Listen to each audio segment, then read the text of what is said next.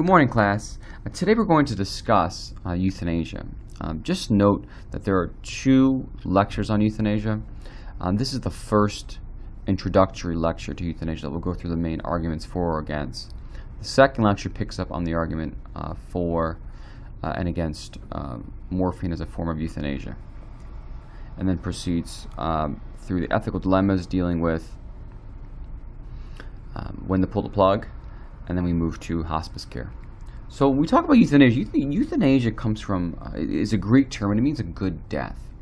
Now, in this course, I do not use the traditional terms of passive and active euthanasia because I think it complicates things. And what we want to do is be as specific as possible. When we talk about euthanasia in this course, we are primarily looking at physician-assisted suicide. So what is physician-assisted suicide? Number one, there needs to be an intention that the person die in order to eliminate suffering. If there's no intention, right off the bat, it's not going to be considered euthanasia.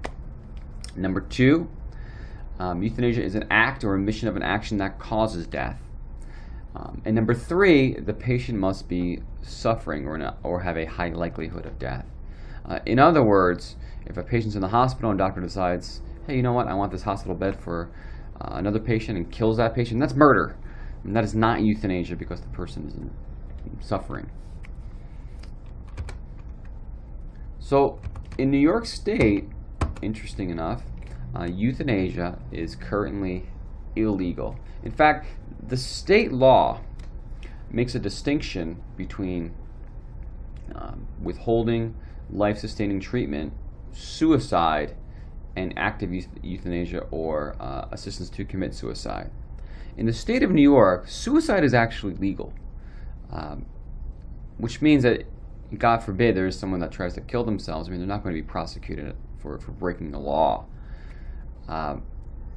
Nevertheless, it's still a tragedy. However, that is different from the intention of a physician or family member or loved one to help a patient die. That is illegal. Active euthanasia, physician-assisted suicide is illegal in the state of New York.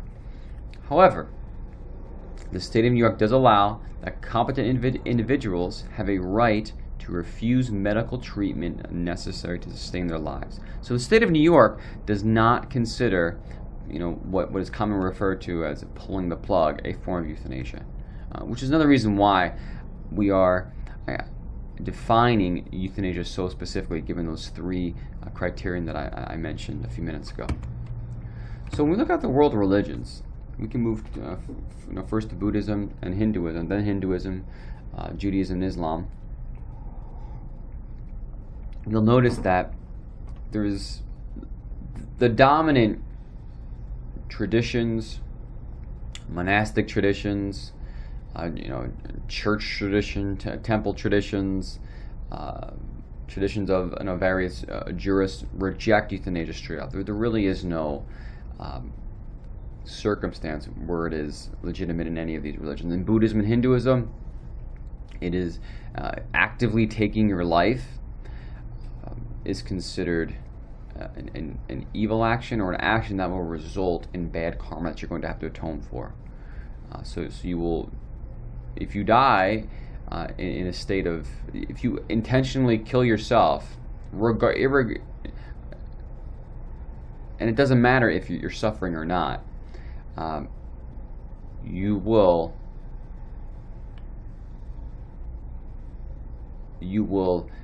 take upon yourself bad karma that will affect you negatively. In Judaism and Islam, euthanasia is considered usurping God's will.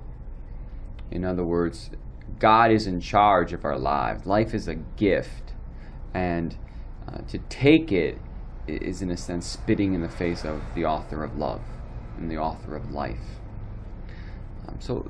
And we'll talk a little more about the Christian tradition, but the Christian tradition is within that Western Jewish and Islamic tradition as well. So they're going to have a similar argument.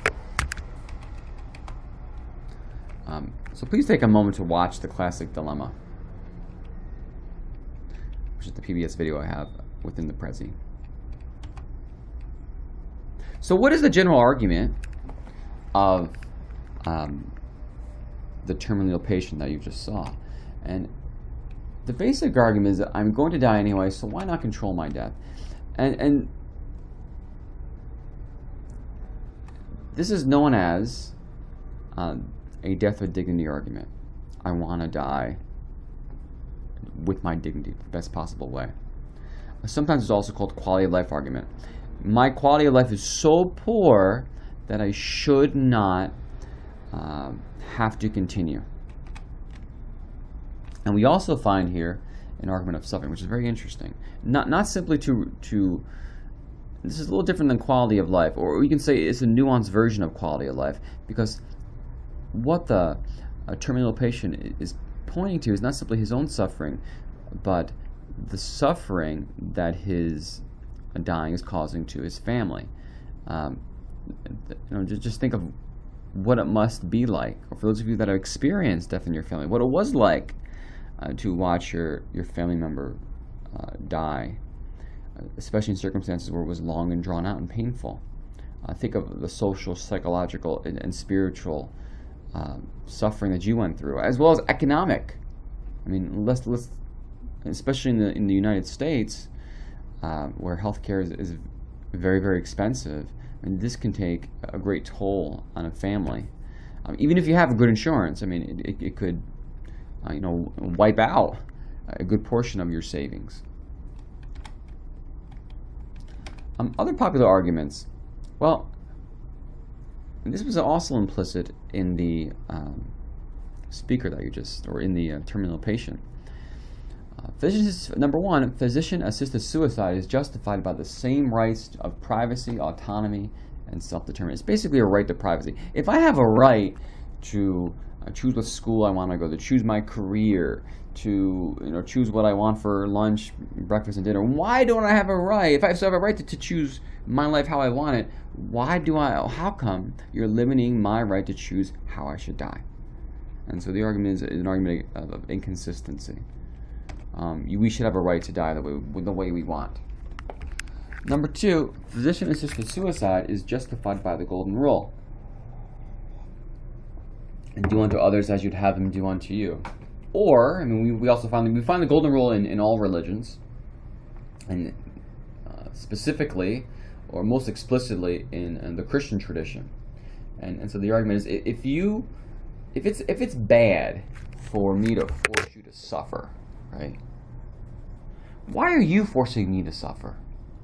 I mean, this flies in the laws that make euthanasia illegal or illicit fly in the face of common sense. Number three, physician-assisted suicide is not murder, since the intention is to relieve burdensome suffering, not to kill. So, proponents of euthanasia, they're going right after arguments that equate euthanasia with murder and saying, no, it's not murder, because the intention isn't to murder. The intention is to stop suffering. And so a lot of these arguments, what they'll try to do is equate euthanasia or level the moral playing field, so that the same intention to use morphine is the same intention to euthanize someone. So both intentions are to stop suffering. So if it's okay to stop suffering in the case of morphine, why isn't it acceptable to stop suffering in the case of a lethal injection? So let's turn to the counter arguments. And by the way, the arguments, I mentioned that most religions, or the dominant trends in all religions,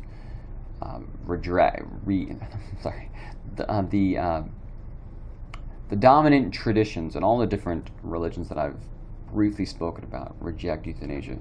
But certainly in all religions, especially in the U.S., you will find proponents of euthanasia. And even within, you read a strong Catholic document from these Catholic bishops who are, for Catholics, the successors of Jesus's 12 apostles, the 12 main teachers of Christianity, passing along the teaching of Christ. So bishops are important for Catholics. But nevertheless, I mean, there are Catholics who, without a doubt, are proponents of euthanasia, and they might Christianize some of the arguments I just mentioned, but those would be the main arguments you'll find. So arguments against euthanasia. Physician-assisted suicide creates a society where doctors and healthcare professionals are forced to violate personal ethics and the Hippocratic Oath. Just think about that. Here at Duval College, we have a lot of healthcare professionals. Most of you who are listening to this lecture right now are training to be physician assistant, a nurse, pharmacist, etc., etc. You are trained to help people. You are trained to heal. Allowing for euthanasia throws healthcare on its head, because now healthcare isn't so much about healing. Now it becomes an industry of death. And so the basic argument is this whole discussion of ending someone's life. This should have nothing to do with healthcare. I mean, you're missing the whole point, the whole premise, and the whole reason for healthcare, which is life.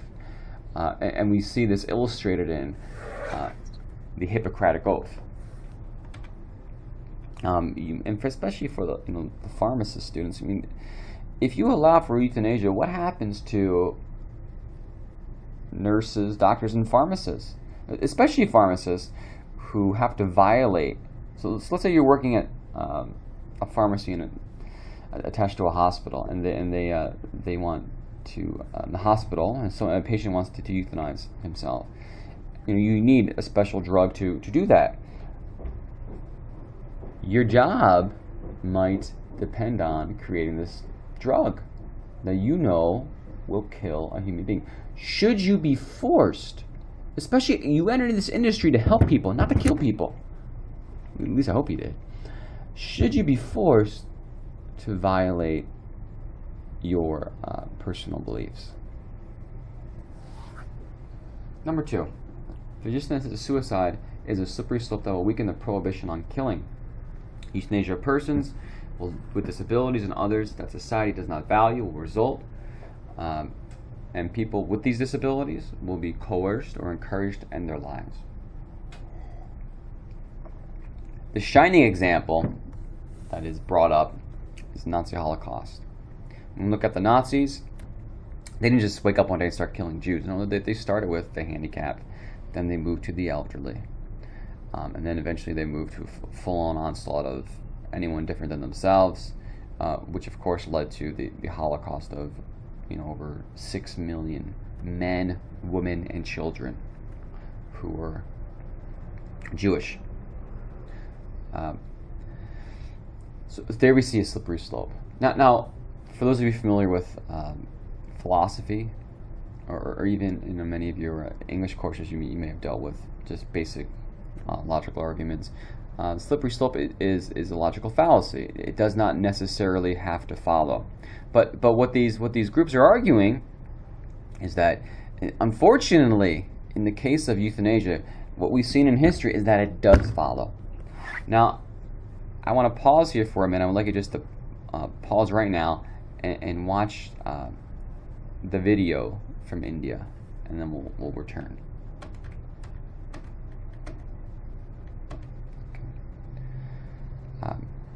So the question is, you should have just watched that video from this Indian news agency. And the question becomes, do you want a society? Do you want to live in a society in which parents have an option to euthanize their child? Is that a better society where these parents have a legal option to euthanize their child? Or do we just want to not even make that an option? That's something to think about. Now, another example of the slippery slope with euthanasia is the country of Belgium. Just take a second to look at the number of euthanasia cases that have arisen, or people that have opted for and gone through with euthanasia. In 2002, when euthanasia was legalized, we had a few cases, and now in actually 2014, I mean it's more than quadrupled the amount of people who are applying for euthanasia to kill themselves. In addition to that, in Belgium, we started off with a strict understanding of what kind of cases qualify for euthanasia, and as Belgium has moved through time, they've loosened those qualifications. It's not someone who is suffering from a terminal illness, who's in great pain and agony, who's suffering. In 2012, we had a test case of Mark and Eddie Verbessem, and they were deaf. I believe they were twin brothers, and they found out that they were going blind as well. This is the quality of life argument that they propose. And they went to the state and said, well, we were deaf already, we're suffering now, we can't live with ourselves being blind as well. We don't want to live as without our sight. So they petitioned the state to euthanize them. And the state of Belgium actually accepted their case, and they were euthanized in 2012. Most recently, and this has brought a lot of attention, just a few months ago, I believe it was in January of 2014, just a few months ago, the state of Belgium passed the law that terminally ill children may request euthanasia. Let me say that again, terminally ill children may request euthanasia. So why? And this is the whole slippery slope argument in effect. So we start off with these stringent definitions of who qualifies, primarily adults who are suffering. But then you have people saying, well, if you're saying suffering is relative to the person, yes, terminal people are suffering, but what about the deaf who don't want to become blind? What about children who aren't adults? Especially when the parents want to keep them alive, and the child may not want to be kept alive because they're suffering. What about their opinion? For those who reject euthanasia, Belgium is a case in point of how euthanasia, when it's legalized, goes wrong. And they will say, especially the fact that now a child, without parental consent, so theoretically an 8-year-old child could, who's in unbearable pain, that's assessed by 2 doctors and 1 psychiatrist or psychologist, and found to be legitimately in pain and of sound mind for an 8-year-old, can be euthanized against the wishes of his or her parents. And the question is that an evil? So let's move to the next argument. Physicians' suicide will diminish the incentive to improve palliative and terminal care. Well, there's been a lot of research examining the market's influence on pharmaceutical companies. And I'm not going to introduce it to you now, but if you're interested, especially for a final paper, this might be a topic to look at, and there have been several books written on it. Email me and I'll gladly send you a few references. But the fact of the matter is, pharmaceutical companies, their businesses, working in a capitalist society, they create drugs where there is a market. If euthanasia becomes legal, so the argument goes, now you have a competitor, for those who want pain-relieving drugs. And as more and more people choose, supply and demand, as more and more people choose to be euthanized, you're going to have less of a demand for palliative medications, which means there's going to be not only less palliative drugs available, but less research, less funding for research to create more effective, palliative care, or terminal care centers like hospice. The argument goes, this would be detrimental, because instead of treating people with dignity and offer them a place where they can accept their dying and to the best of their own ability for accepting that, or they can work on their dimensions of their life, and now you're just ending their lives. Nevertheless, at least in Oregon and Washington, the two states that have legalized, that have had euthanasia, where euthanasia has been legalized for the longest, we haven't seen, not yet anyway, a drastic decrease in those who are determined ill, who are opting for hospice care. However, certainly we have seen a gradual increase in those who want to be euthanized. So at least in the U.S., we don't have good evidence for this, at least yet. But who knows with, especially all these other states that have euthanized euthanasia, what will happen in the future.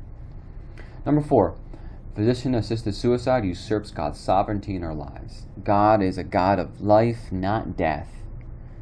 So these are, of course, coming from particularly the Western religions, Jews, Muslims, and Christians. So to do so is again spitting in God's face. And the 5th is a strongly Christian argument. Physician-assisted suicide rejects the power of redemptive suffering. And St. Paul's promise that God is faithful and he will not let you be tested beyond your strength. For a Christian, and you can even take it out of religion, even look at the even a secular context. For suffering can be a powerful experience and can be a good thing. Christians will argue, and you'll see this in the other world religions, that when we suffer, we're stripped away of all those things that blind us to what's really important in life. And for a Christian, what is important to life is uniting with the Lord Jesus, to know that he's there with you when you suffer. To know that he's suffering with you and he suffered with you. For someone who may not be of that religious persuasion, it could simply mean now you're forced to do away with those distractions in life, work, money, building building a garage, whatever, all the stuff that goes with owning a home, having a family, the minute, paying your bills, and now you can focus on what's really important, saying goodbyes to your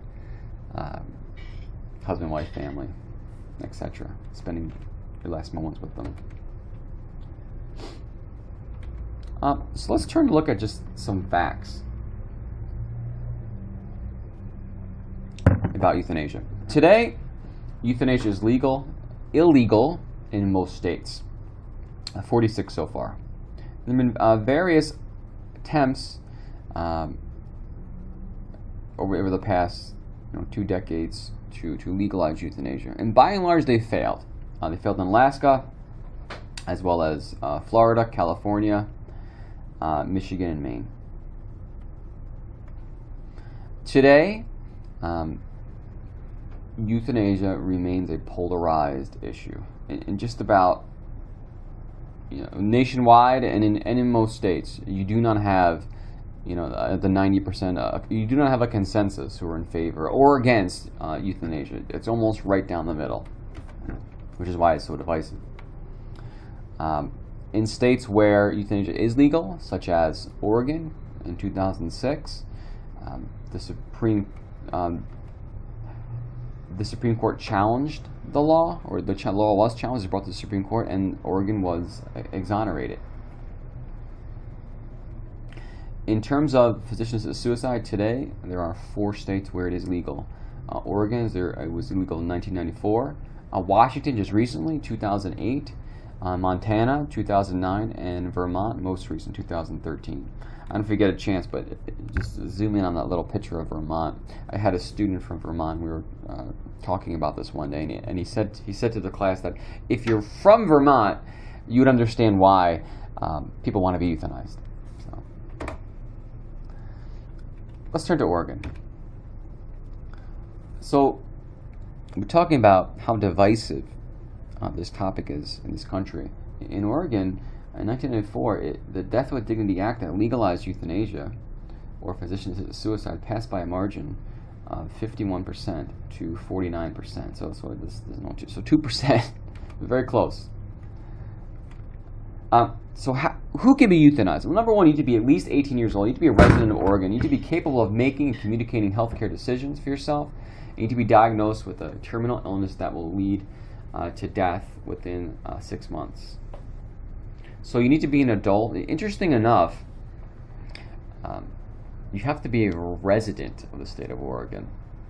And what we're seeing, especially for those who want euthanasia, they will attempt to go to states or countries where euthanasia is legal, where they can be euthanized. And in many states where it is legal, in our country, there is this residency requirement, which I believe in the case of Oregon is at least 6 months.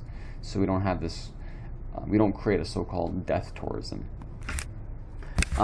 In terms of the physician's protocol, the attending physician or the physician to whom the patient is going to make his or her decision about euthanasia must be licensed in the same state as the patient. The physician's diagnosis must include a terminal illness with 6 or less months to live. So you cannot opt for euthanasia in the state of Oregon unless death is imminent. The diagnosis must be certified by a consulting physician who must also certify that the patient is mentally competent to make and communicate healthcare decisions. Well, pay attention. A consulting physician. Note that physician is someone who has who is an MD. Not necessarily, in most cases, not a psychologist. Someone who has who has training so that he or she could speak with authority on the mental state or the mental health of the patient. Why is that important? Let's go back to that first lecture. Between 22 to 75% of all terminally ill patients aren't simply depressed, but clinically depressed. Right? That's a mental illness, clinical depression, something that needs to be treated. Why? Because people who are clinically depressed generally have continual thoughts of suicide. And that also raises up an ethical question. If in states like Oregon, where we're not checking for clinical depression, is that an injustice? Are we in a sense killing off people who shouldn't be in a position to make decisions about their death or their life because they're sick and they need help? Are we in a sense killing them off? Is this a prejudice against? Is the state of Oregon prejudiced, therefore, against people who are clinically depressed with a terminal illness? If either physician determines the patient's judgment is impaired, the patient must be referred for a psychological examination. So again, the psychological examination only occurs after the two doctors or one of the doctors thinks that there's, let's say, clinical depression. But again, the problem is that physicians in this country are not trained. A general, MD, he or she is not trained in psychology. He is not trained. He does not have a substantial preparation that would allow him or her to make a diagnosis of clinical depression. If you don't believe me, go to any website for a MD program and look at the offerings. Look at how many courses a doctor in training has to actually take regarding psychology or regarding clinical depression. Many of these programs you can actually click on the course and find the syllabi. Are these issues even talked about? In many cases, they may have one course on the psychological state of their patients, which most psychologists or psychiatrists would say is not enough to determine if this person is if a person is suffering from clinical depression. The attending physician must inform the patient of alternatives, including palliative care, hospice, and pain management options. And the attending physician must request that the patient notify their next of kin upon prescription of the request. Okay. So, just a few things to think about, and please pick up with the second part of this lecture, which should be listed right below this lecture. Thank you very much.